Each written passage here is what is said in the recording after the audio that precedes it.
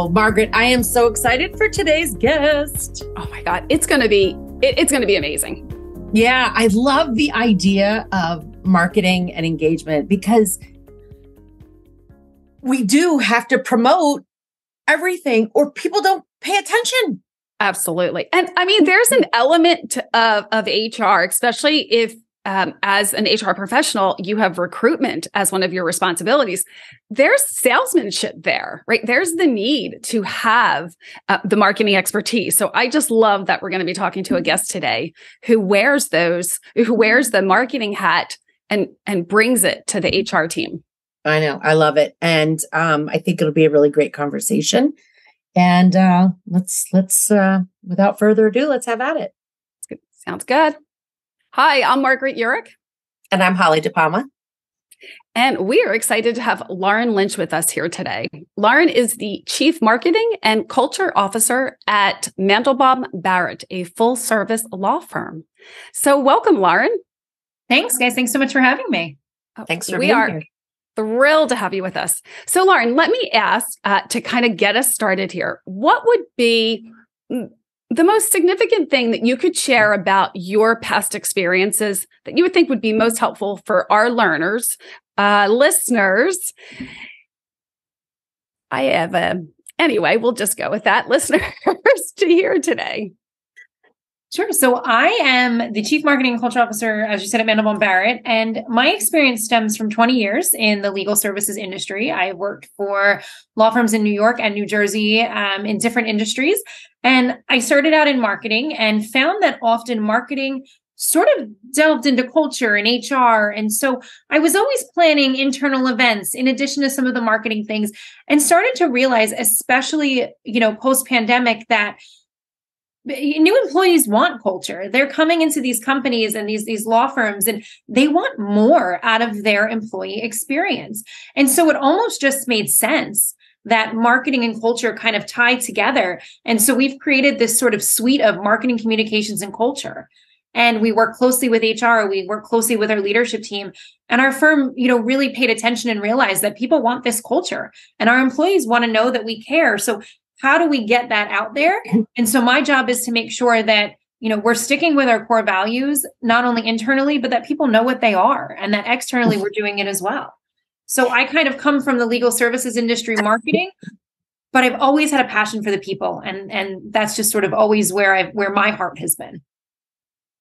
I love this, Lauren. I am a huge fan of Disrupt HR. And one of my favorite Disrupt HR talks was done by a woman in marketing who basically said, HR, you need us because you really need to, attract your customer, right? Which are candidates, and know your clients who are your employees, and really do what marketers do for the external side. And I love that you're going to share with us some of how you have done what you do. I love that you say right out that some of the work you've done has earned your organization best places to work.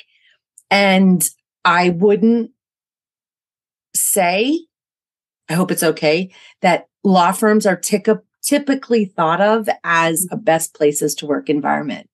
So doubly wow. So I'd love to hear some of the things that you have done around those efforts. Sure, absolutely. And I mean, it's no secret that the legal industry is known for burnout. And you've got, high-ranking employees and lawyers who their job is to get results for clients. And they're often, working long hours. And, it's just really not known as a space that's, mental health and drug abuse is very rampant in the legal community. And it's something that the Law Journal has done numbers of studies on over the years.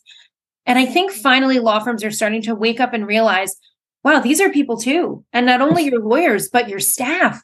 We can't burn these people out the way we are. And while yes, results matter, so do the people making those results and getting those results to clients. And we're also realizing that if you want to have that amazing client experience, you've got to have that amazing employee experience first. if I call my lawyer and, their legal assistant is just in a bad mood and not having a good day and they feel underappreciated, that's going to come off to the client too. And so I think it's so important. And it was wonderful that Mandelbaum Barrett brought me in this culture role. And, our CEO and our chairman really understand, I think, that culture matters and why it's so important these days. I mean, you're going to have such a high turnover rate if you're not paying attention to what's going on. And one of the big things I always think about is empathy and leading with empathy. And it's so important at every single level of the organization, because I'll tell you right now, the accounting clerk and your marketing coordinator and your legal assistant, they are keeping the business running just as much as the attorney that's out there getting the clients and winning the cases. And it's so important to understand that throughout the organization, whether you're a law firm or a corporation, that all your employees matter. And I think in terms of the disruptive HR and bringing marketing in, I always look at it as marketing brings the wow to HR. And we are so fortunate where I am that we have a fabulous HR team who they're just really great and they have amazing ideas and they do such a phenomenal job for our firm. And we are sort of that ancillary, and we work together and we kind of put the bow on it. We do things like mental health awareness, where our HR team will send us anything that we're getting in, different handouts and flyers and things that we can put out there. Marketing then takes it, and we did a mental health bingo. We gave out comm strips to all our employees, and it's this really cool figure 8 thing that you can go through and you just sort of take a moment to breathe. And then we did prizes for mental health bingo. We do desk yoga, do Massage Mondays once a quarter, where we have a massage company come in and we take over the boardrooms, and we give our attorneys and our staff a chance to just unwind. We do, Random Acts of Kindness Day is coming up in mid-February. It's such an easy win for employers. You don't even have to get anything. Give out little kindness cards, say something nice to every single employee in your company, take it. And then here's where marketing comes in and ties with HR. Share that on your social media. Let the world know what you're doing. Let potential candidates know what you're doing. Because without that marketing aspect of it, it's one thing, your employees are going to feel great. Everybody's going to be happy internally. But let's then help bring that in. Let your clients see that you care about your employees. Because I guarantee you right now, corporations care about that sort of thing. It's not, I feel like 10, 15 years ago, that wasn't as important. The results mattered. But nowadays, and I think as a new generation is coming into play here in the workforce too, culture really matters. And that's why marketing and HR, really need to work together. And I think the results for your employees, it's unbelievable. All right. Lauren. All right. Sorry. Hold on. So many questions that I want to ask. And I know you do too, Holly, but I'm going to ask this one first. And I'm going to take you back because you did just say so much there. But you talked about empathy. Mm-hmm. And sorry, were you going to go there too, Holly? See, we were like so in sync, her and I. Totally. Okay. So you talked about empathy and why it's so important and why it's so needed. And it truly is. And I guess what I'm most curious about, because I think people have a hard time understanding really what empathy is. Mm-hmm. How do we help bring empathy into the organization? How do we help our employees demonstrate empathy? So when you think about how important empathy is, and you commented on that, what have you done, would you say, like to help foster or increase the empathy within the organization? Sure. So, I look at empathy as kind of, the ability to relate and connect with each other, mm-hmm. So we do things like we do surveys, and I work with HR on that. And we survey our employees, not just, what can we do better? What can we do differently? How are you feeling? What's going on in your life right now that relates to how you're doing the work? And I think surveys are so underrated these days, but they're so important. And if anything, it lets your employees know that you do care. You're caring, you're valuing their opinion. And I think that is so important. We also give each other opportunities throughout the day to, do kind things for each other and do things. We give each other a chance to recognize, contributions. We do an internal newsletter called the Mandelbaum Minute. And that was something that we started a couple years ago. And it gives you a chance to not just share if you've had a big case or a big win. It lists everybody's birthday for this month and the previous month. It lists all our activities so everybody can come together and celebrate things together. I think empathy is also celebrating the big wins and the little wins. It's, you're sharing a picture of your son made the football team. Or I recently went to a concert and I got to meet Debbie Gibson, who was my childhood idol. And I got to take a picture with her. And it was the coolest thing for me. And it was, it was a New Kids on the Block thing, of course. And, but I put that in our employee newsletter and people came up to me and said, oh my gosh, I'm a fan too. I had no idea you liked that. So it's giving each other that opportunity to know a little bit more about people outside of work. And we also do employee spotlights, which is another great way to get people to kind of get to know. And we do what's called Quiz Breaker. And it's an inexpensive website that we use. And every Friday, our employees get these surveys. Who said this? Who believes that, their superpower skill is this and that? And it gives us a chance to really get to know each other on kind of that deeper level. And everyone plays the game and you enter throughout the week. It'll ask you questions. And then every Friday at 2:00, and then we do prizes and stuff. So I think it's really important to give your employees the opportunity to get to know one another, whether it's a team building event or it's a survey or it's a newsletter, or, we even send a recap at the end of every day, all the stuff that we put on social media that day, so that our employees can see what we're sharing and get to know each other. And whether it's a speaking engagement that someone did or, whatever it is, I think empathy starts with giving them that opportunity that it's okay to get to know each other a little bit better. Yeah. I'm going to follow up that question of Margaret's with respect to empathy. And specifically, you mentioned leading with empathy, right? So I love all of these suggestions and connecting, et cetera. How do you, or what have you done to teach leaders to lead with empathy? So I think that, there's a lot of seminars that are out there. There's a lot of different things that you can do. And a lot of it is sharing those, like the survey results with our leadership team and saying, this is where your staff is.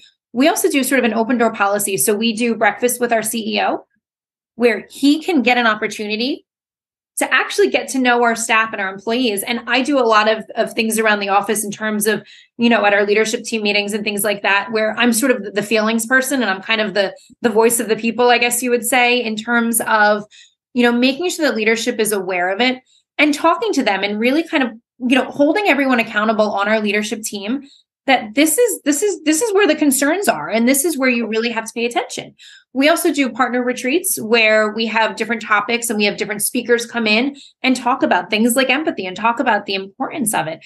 I think it's important for all of us to hold our leadership accountable for that and make sure that they understand that, we're all just people. We're not just a number. We're not just a cog.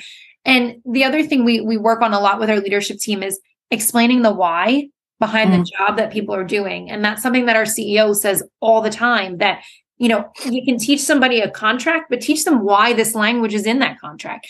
Teach the accounting clerk why they're doing something a certain way. Give them that ownership of it. And I think that's all part of leading with empathy as well, is making them understand why we're doing something. And you're not just doing it to do it because it's a job that you make money. I love everything you just shared. And the theme that I was hearing in everything, your responses to my question and the responses you just had for Holly's question around how do you support your leaders in leading with empathy? The theme that I'm hearing through all of that is this opportunity to create connection or to create deeper connection. Absolutely. Right. And it's really difficult to have empathy for someone when you don't know them, right? That's so much harder. And the reverse is obviously true. Then so much easier to really have empathy and be empathetic when you do have those connections. And so I love that. And I think that's just a great takeaway for our listeners here today, is just what is it that you can do to help foster those connections? Because we do know that employees want to be able to have those connections in the workplace. Absolutely. So my next question for you then is,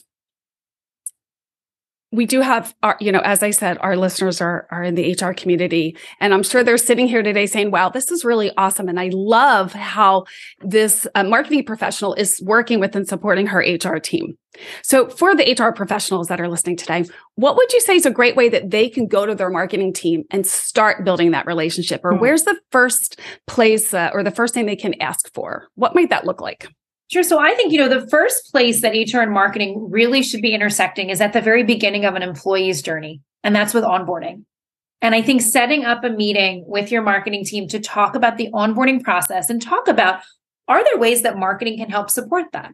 So for example, on our end at our firm, we do swag bags or boxes. We have these beautiful custom boxes that we worked with HR on, and we give a little welcome gift. We give a $5 gift card so that you can go get coffee on your first day. We work with HR to do, set up a lunch for somebody's first day, make sure that they're getting walked around, they're meeting the team, all those kind of little extra touches. And I think that's a great first spot where marketing and HR can really work together, is on that onboarding experience. It's a great way to also, do you want to have a slide deck for your orientation? Marketing can help with that. Marketing can make sure that you've got our logo, you've got the right colors. You're really kind of giving your employee that first wow experience when they walk in the door that first day. I think from there, are you going to a career fair? Are you working in recruiting?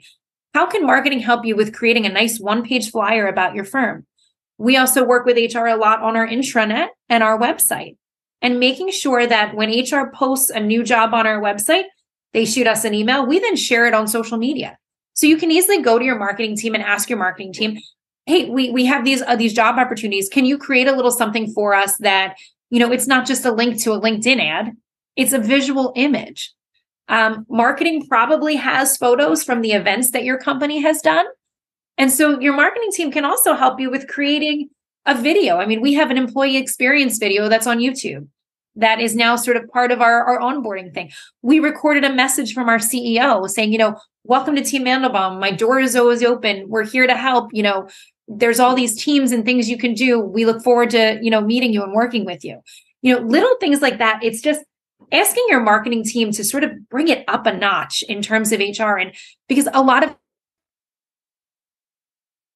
interview process, you want to be able to have something that you can hand your employee. And that's where your marketing team can really step in and really help you, making sure that if you've got core values, that you've got a booklet for your core values and you're sharing that with them. So there's so many ways that HR can very easily go to their marketing team and sort of make it that partnership. And it's such a nice thing to have that bridge. It just makes everybody's life easier. Another marketing concept that I when I was reading about your background, I saw was the use of focus groups. Mm-hmm. And you mentioned that they're comprised, you hold focus groups comprised of lawyers and staff. Mm-hmm. And talk to me about the value of these focus groups and what you've learned from them. Sure. So I think focus groups are so important. And I think it's important you put people in the room that are not always in the same department and they're not the same level. And it gives you an opportunity to really talk about, in most organizations, you've got a group of 3 or 4 people, maybe just one person who's making all the decisions organization-wide. But if you don't understand, I usually think it's the person with the sort of the lowest level on the org chart. They are the ones that have the best indication of what your culture really is. And I think it's so important to get those opinions, and focus groups can ask anything from, how was your onboarding experience when you joined the firm? And how was it different from how a lawyer was onboarded versus a staff? And why is there such a big gap in the middle there? And how do we sort of bring that together? What do you think of the way that we do our processes, whether it's requesting a check from accounting or it's, new client intake? These are the folks that are involved in it every single day. And they're the ones that can recommend things that could easily fix your processes and can really kind of, open your eyes to all these new things. So I think it's so important. And they're not going to do it in a big group. And sometimes people aren't going to say everything they want on a survey. So while surveys are impactful and effective, sometimes just getting a group of 10 people in a room or 5 people in a room and saying, okay, so today we'd love to talk about, what can we do to fix morale? What are some things that you'd like to see us doing? And I think that kind of goes back to the empathy conversation we had earlier, that, it's important to know how you're thinking and how you're feeling, but you also get such good feedback on different processes and things that you can do with these focus groups. I think they're so important. So with that, how often are you running focus groups? So they're quarterly. It's Quarterly. So I think quarterly is a good time because you don't want to do them every week. You don't want to, and then you do all these things in between and your surveys kind of flow in between and you do your breakfast with your CEO and things like that. And we also, our leadership team meets on a monthly basis. And we sort of have, everyone from our CEO, our COO, our HR director, our accounting, folks are in there, our IT team. And that's sort of, I almost think of that as our focus group as well, because that's our opportunity to sort of share, this is what I'm working on and this is what you're working on. And oh, wait, there's a way we can work together on that. And that way it's everybody's talking to one another. The right hand doesn't know what the left hand is doing. You sort of eliminate that when you do these small groups. So I, especially for a Friday, love the positivity, and I, could continue this discussion and just glow in the positivity of it. Talk to me about something that maybe didn't work, or somebody who was resistant to this concept, who said, I've got to get this brief out. I've got to get to court. This doesn't matter to me. I don't really care that you have to pick up your child from, something. I could go on the negative side, but I'll stop. Of course. I think one of the things that helps in those situations is that we make it such a point at the top. I mean, our CEO goes to his child's games. I mean, he has made it such a point for all of us that it's okay to have a family life. And yeah, there may be situations where, something is due, it's due.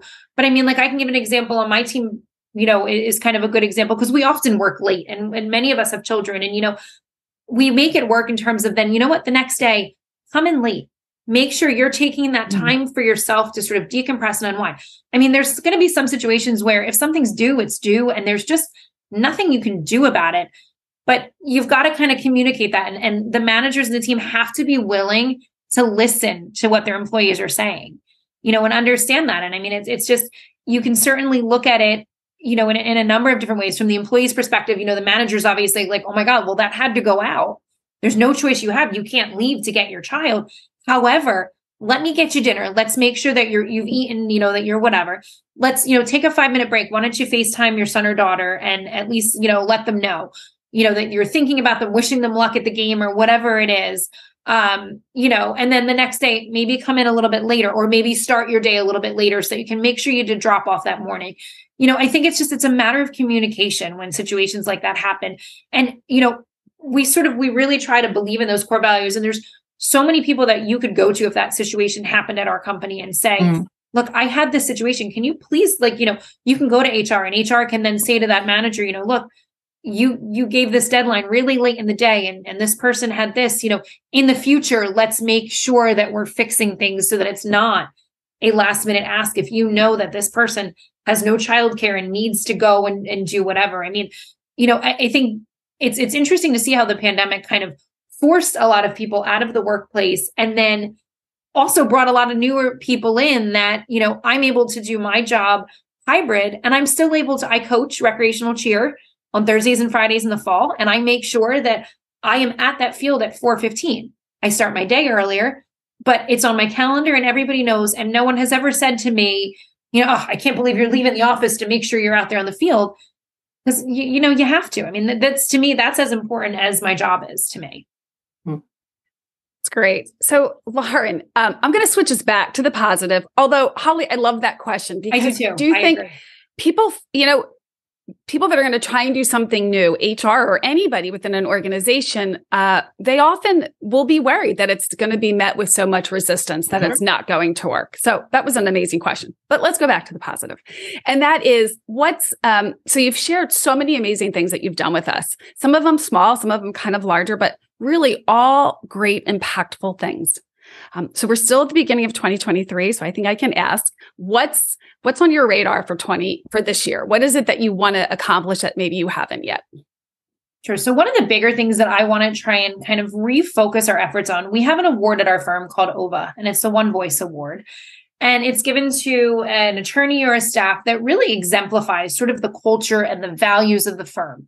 So one of the things that I want to work on this year is kind of getting that in sort of a different way. I want to try and really revamp that award, make it kind of more special, sort of kind of look at what qualifiers do we have for that? Because I think employee awards are really important. And so that's one thing that's on my radar this year is kind of revamping and getting our awards program up and running better. We are working on really publishing and emphasizing our core values. And so we have a task force in place now. And I think every organization should take a minute and start this year out with figuring out their what and their why. And I think whether it's your mission, your vision, your value statement, whether it's establishing core values, I mean, that's something that we're really kind of full force on right now is who are we? And we've had these groups and we've talked about things like, transparency and diversity and philanthropy and, mentorship and integrity. Okay, but how do we make that, internally, how do we get people to understand that? And then externally, how do we share that? So I think, that's very much on my radar this year is figuring out how do we share those values with the world? But first, let's figure out what do they mean to us? And you've got to make them not just words. You've got to make them really have some oomph behind them, I think. So those are two things that we're really working on. We're also working on, in terms of communication and finding things. We have this great intranet internally, and I think all companies should have intranets. I think it's such an easy thing to build out for your employees. But how do I get people to use it? And how do I get people to go to my intranet? And it's where my PowerPoint deck is. If you need a PowerPoint and you're, somebody realizes last minute, oh my gosh, I have a presentation but marketing's not there. What do I do? Well, you can very easily go there. All of our logos are there. So I'm ensuring people are using it. Everything is there. It's a one-stop shop for our technology department, things like that. So those are kind of my three big focuses this year are, getting our core values really ramped up and sharing them with the world, figuring out our employee award system, making it a fair system because, everybody's going to kind of vote. And then there's always that, well, how come this person got it and not this person? And I want to make it more of a positive thing that we're all celebrating together. So I'm kind of going back on that, and then it's just, I think those are kind of my three things right now is how do you really share your culture with your employees? Because you've got a ramping up really quickly right now. But then companies are starting to look at the recession that may be coming and they're starting to pull back on things, and so I'm looking more at how do I do sort of the cheap little things without having to spend a ton of money? How do I let my employees know that they're valued and that we care about them? There's some great initiatives. Yeah. Not spending a ton of money is probably going to resonate with Absolutely. a lot of our listeners because Absolutely. most organizations, HR doesn't have a huge budget. Yep.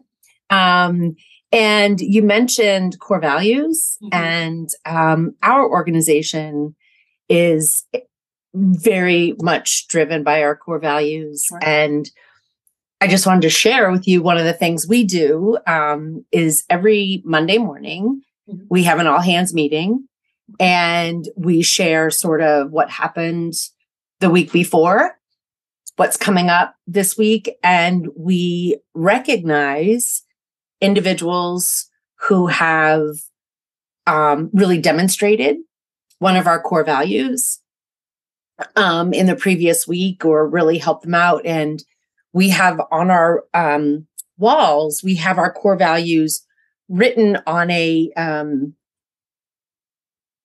erasable board. Oh, okay.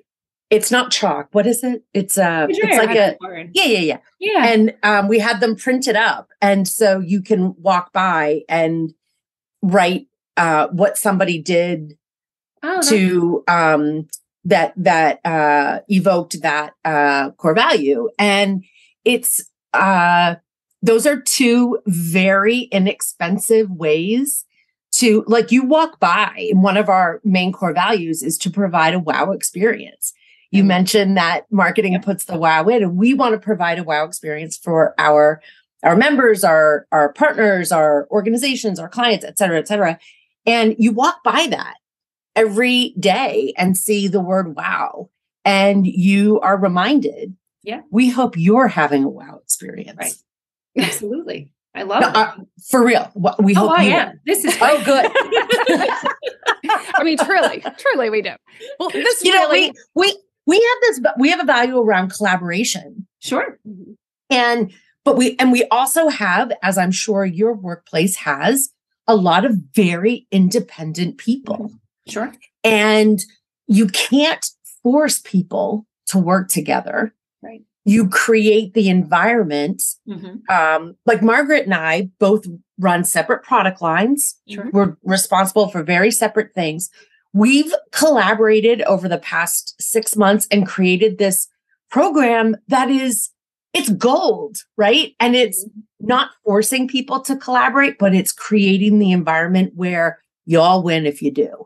Absolutely. Absolutely. And I mean, even, we talk about HR and marketing collaborating, even IT and marketing can collaborate together for some really, really neat stuff. I think it's the more collaboration in an organization, the better. I think that's wonderful. And I love the idea of the dry erase core values. We're in the process of figuring it out. I think it's fabulous. It really is. It's awesome. And it's a great reminder of the value. Please do. Yeah. Yeah. It's a great reminder of the values, as Holly said, right? So we see it all the time, but it's also that great opportunity to tell the story behind the value. Absolutely. Right. And to share, whatever you've experienced, or, we'll have, we often hear great feedback from our members, and I'll hear feedback about Holly or, somebody else. So it's a great opportunity to also just go write that feedback out and share that with everybody. Sure. So it really is awesome. And we're happy we were able to give you an idea. You have given us so many. So it's really been great, Lauren. We really appreciate the time that you've spent with us, your enthusiasm, your passion, your positivity. It's all been wonderful. So thank you so very much. Thank you so much for having me. Thank you, Lauren. Thank you for listening. We hope you got a ton of value out of this episode. Before we go, we want to thank the sponsor of our show, the Mid-Atlantic Employers Association, more commonly referred to as MEA. MEA provides human resources services to hundreds of businesses across numerous industries every day, bridging gaps that restrain innovation and growth. If you need support around people issues, reach out to meainfo.org. Better people, better outcomes.